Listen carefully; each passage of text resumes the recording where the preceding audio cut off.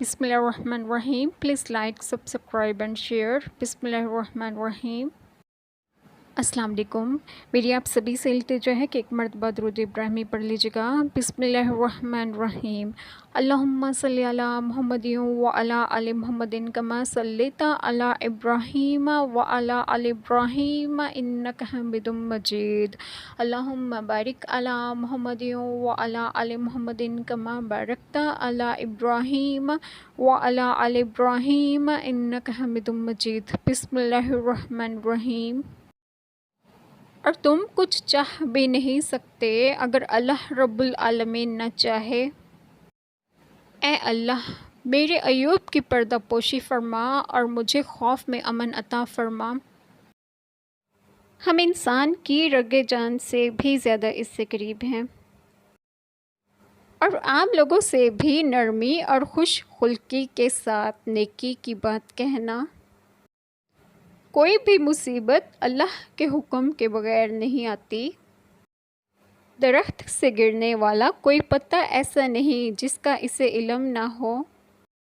اس دن کی تکلیفوں کو خدا کے سوا کوئی دور نہیں کر سکے گا. میرا رب میرے ساتھ ہے، وہ مجھے راہ دکھائے گا. یہ لوگ جو باتیں بناتے ہیں ان پر صبر کرو. پیغمبر اور مسلمانوں کو شایع نہیں کہ جب ان پر ظاہر ہو گیا کہ مشرک اہل دوزخ ہیں تو ان کے لیے بخشش مانگیں، گو وہ ان کے قرابت دار ہی ہوں. اور ابراہیم علیہ السلام کا اپنے باپ کے لیے بخشش مانگنا تو ایک وعدے کے سبب تھا جو وہ اس سے کر چکے تھے، لیکن جب ان کو معلوم ہو گیا کہ وہ اللہ کا دشمن ہے تو اس سے بیزار ہو گئے. کچھ شک نہیں کہ ابراہیم علیہ السلام بڑے نرم دل اور متحمل تھے. بسم اللہ الرحمن الرحیم.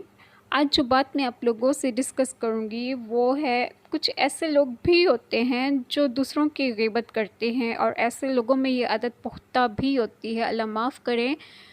تو ایسے لوگ یہ مت سمجھیں کہ وہ اچھا کام کر رہے ہیں، وہ بہت برا کر رہے ہیں. اللہ تعالیٰ ایسے انسان کو پسند نہیں کرتے جو کسی کی غیبت کرتے ہیں، کسی اوروں میں عیب ڈھونڈتے ہیں اور اپنا نہیں انہیں پتہ کہ وہ خود کیا ہیں. ایسے لوگوں کو بھی اللہ ناپسند فرماتے ہیں. اللہ تعالیٰ کے لیے خود کو بدلیں، ایسے کاموں سے بچیں جو اللہ تعالیٰ کے نزدیک ناپسندیدہ ہیں. اللہ تعالیٰ ہم سبھی کو معاف کریں اور ہمیں ہدایت دیں اور دین اسلام کی طرف گامزن کریں، اور آپ سبھی کو آپ کے گھروں میں خوش و خرم رکھیں اور صحت و تندرستگی بھی دیں. آمین. جزاک اللہ خیر.